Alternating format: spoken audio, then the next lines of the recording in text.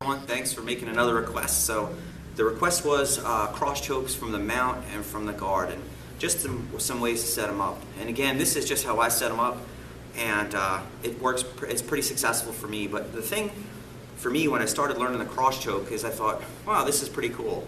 Then after a while, I didn't get it as much, and then I learned more details, and then I was able to reapply it again.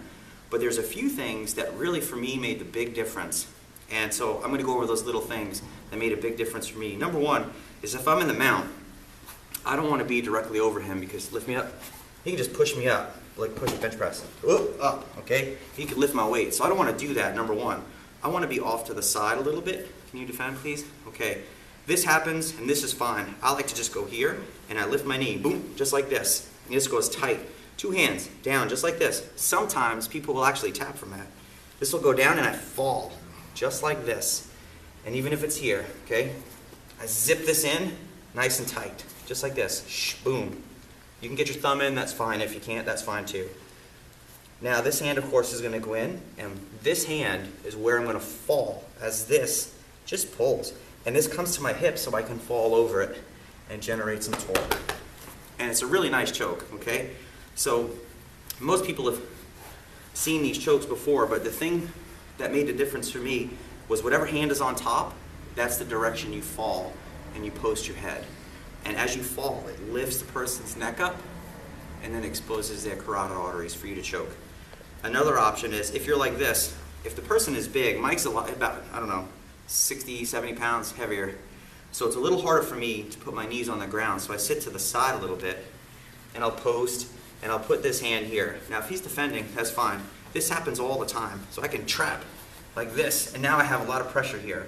Okay? So this is 1, 2, and I'm going to get right here, and I'm going to just move up and down, just like this. So now the gi is nice and loose.